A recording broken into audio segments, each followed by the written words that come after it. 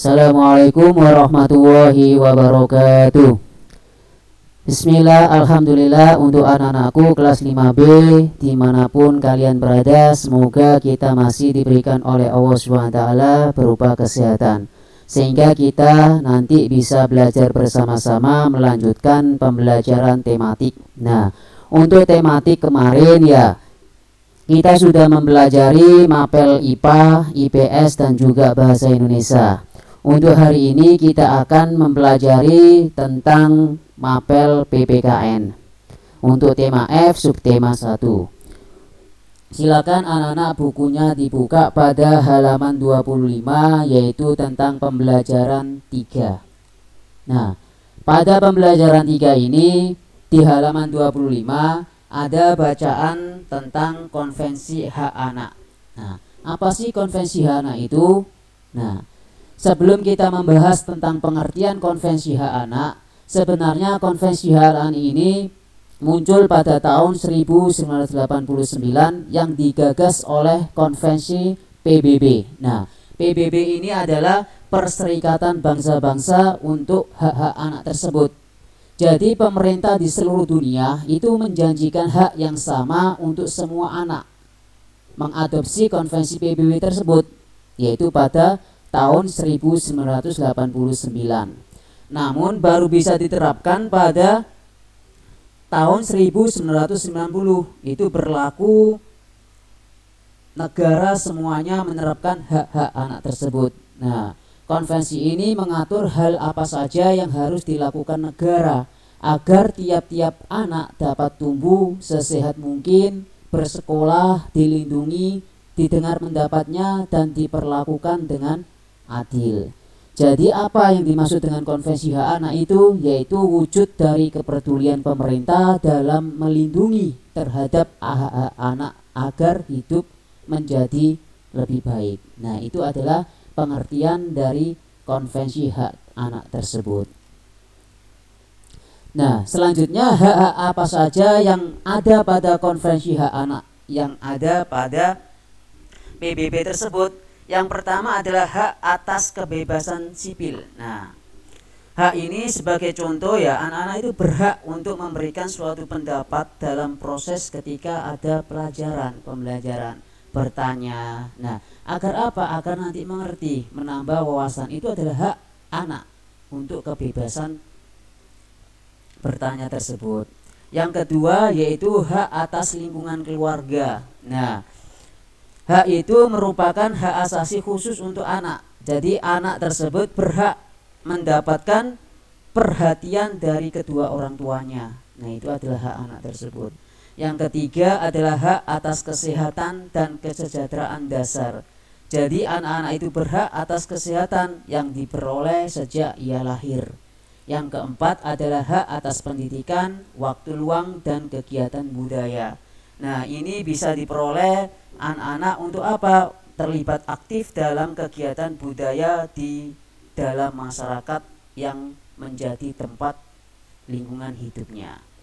Yang terakhir adalah hak atas perlindungan khusus. Nah, ini merupakan hak secara hukum ketika anak yang bermasalah tentang hukum. Oleh sebab itu dilindungi dalam situasi apapun, ya. Baik itu penculikan, baik itu penjualan anak, serta perdagangan anak dan lain sebagainya. Nah, itu merupakan kelima hak-hak anak yang ada dalam konvensi hak anak tersebut dalam PBB, yaitu Perserikatan Bangsa-Bangsa. Ya, jadi itu 5 hak yang ada pada konvensi tersebut. Selanjutnya di pembelajaran 4, nah anak-anak bisa dibuka pada halaman 34. Nah, di situ kita akan membahas tentang hak dan kewajiban sebagai seorang siswa. Nah, hak ini pernah kita bahas di semester 1 ya, tentang hak, kewajiban, dan juga tanggung jawab. Maka kita mengulang sedikit tentang ini. Hak itu adalah sesuatu yang harus diterima. Nah, jadi apapun yang diterima oleh anak tersebut itu haknya. Ya, seperti tadi pada hak konvensi itu berhak untuk diterima oleh anak tersebut. Namun setiap orang itu memiliki hak sesuai dengan peranan yang dimiliki. Di sekolah kita berperan sebagai siswa, kita pun berhak memperoleh hak. Nah, sampean berada di sekolahan itu juga berhak untuk memperoleh hak tersebut. Namun harus ada kewajiban juga. Ya, tidak hanya haknya saja yang harus diambil, tapi juga kewajiban sebagai seorang siswa.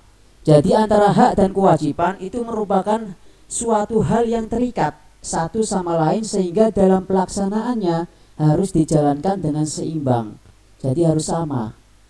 Jika hak dan kewajiban tidak berjalan dengan seimbang, maka akan terjadi ketimpangan dalam kehidupan seseorang. Ya, jadi tidak hanya haknya saja yang harus diambil, tapi kewajibannya juga harus dilaksanakan. Jadi harus seimbang, ya, agar hidupnya tentram, sejahtera, dan juga nyaman. Ya. Nah, di sini Ustadz akan berikan beberapa contoh tentang kewajiban siswa di sekolah dan hak yang akan diperoleh. Jadi antara kewajiban dan hak itu nanti adalah satu keterkaitan. Contoh nomor 1, membuang sampah ke tempat sampah itu kewajiban sebagai seorang siswa di sekolah. Ya, tidak boleh siswa itu membuang sampah di sembarang tempat. Nah, ketika kewajiban ini sudah dilaksanakan, maka hak dari siswa adalah lingkungan sekolah menjadi bersih. Jadi ada timbal baliknya antara kewajiban dan hak. Nah, andai kata siswa tersebut membuang sampah tidak di tempat sampah atau sembarangan, maka hak anak tersebut tidak akan diperoleh, yaitu lingkungan akan kotor, dan itu akan menjadikan hak tidak terpenuhi juga. Ya, jadi seperti itu. Yang kedua, mengerjakan tugas dengan bersungguh-sungguh akan mendapatkan nilai bagus dari tugas tersebut. Itu hak anak. Ya, kalau bersungguh-sungguh. Tapi kalau mengerjakan tugas itu asal-asalan, nah, maka yang didapatkan juga nilainya kurang bagus, bahkan jelek. Ya. Nah, sampai yang kelima, yaitu bertanya kepada guru dengan santun, dengan baik, ya, adab asor, sopan santun. Nah, pasti akan mendapatkan jawaban dari pertanyaan yang nanti diberikan. Jadi inilah suatu kewajiban yang nanti terkait dengan hak adalah satu kesatuan. Nah, sekarang di pembelajaran yang terakhir, yaitu di pembelajaran 6, ada pada halaman 45. Nah, di situ anak-anak bisa lihat tentang tanggung jawab warga negara. Nah, setelah tadi kita tahu hak dan kewajiban, ya, sekarang kita akan membahas tentang tanggung jawab. Tanggung jawab ini merupakan sikap menyadari dan siap melaksanakan tugas. Tanggung jawab dilaksanakan tanpa adanya paksaan dari orang lain. Nah, ini yang sangat sulit dilakukan oleh anak-anak, apalagi anak-anak zaman sekarang. Ya, tanggung jawab itu harus disuruh dulu.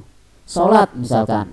Nah, ibadah sholat itu sebenarnya sudah menjadi kewajiban anak-anak sudah kelas 5. Ya, tidak boleh disuruh lagi. Nah, kalau mengingatkan boleh, tapi kalau sudah disuruh itu sudah tidak menjadi tanggung jawab, karena tanggung jawab itu tanpa adanya paksaan dari orang lain. Ya. Nah, tanpa harus disuruh, sikap itu harus dilaksanakan untuk tugas sebagai seorang siswa. Nah, di sini kita akan membahas tentang tanggung jawab sebagai warga negara. Seseorang yang bertanggung jawab biasanya melakukan tugasnya tanpa menunda-nunda tugas tersebut. Nah, jika ditunda-tunda, tugas tersebut itu bisa saja berakibat pada terganggunya hak orang lain. Nah, jadi itu ya anak-anak, jika sudah terkait dengan tanggung jawab sebagai seorang siswa ataupun warga negara, kita akan melaksanakannya dengan sepenuh hati tanpa ada paksaan dari orang lain ataupun disuruh-suruh orang lain. Ya. Berikut ini adalah contoh pencerminan perwujudan tanggung jawab sebagai warga negara. Nah, itu ada di halaman 46, itu banyak sekali ya, 5. Nah, Ustadz akan berikan 3 saja ya di sini, untuk yang lainnya bisa dibuka pada halaman 46. Memahami dan mengamalkan ideologi nasional Indonesia yakni Pancasila dalam kehidupan sehari-hari. Nah, nilai-nilai Pancasila ini ketika anak-anak sudah terapkan di kehidupan sehari-hari, maka pasti tanggung jawab sebagai warga negara bisa anak-anak penuhi, dan nanti akan mengakibatkan kehidupan anak-anak bisa baik, bagus, sejahtera, dan nyaman ya. Yang kedua adalah menjaga dan memelihara nama baik bangsa dan negara di mata dunia internasional. Jadi kita berkewajiban ya menjaga dan memelihara nama baik negara kita, yaitu Indonesia. Dan yang terakhir di sini yaitu menjaga persatuan dan kesatuan bangsa dengan menghindari sikap dan perilaku yang diskriminatif, yaitu perilaku yang tidak baik kepada orang lain, orang yang minoritas. Biasanya kita kepada orang-orang yang minoritas itu biasanya bersikap diskriminatif, yaitu tidak diperbolehkan.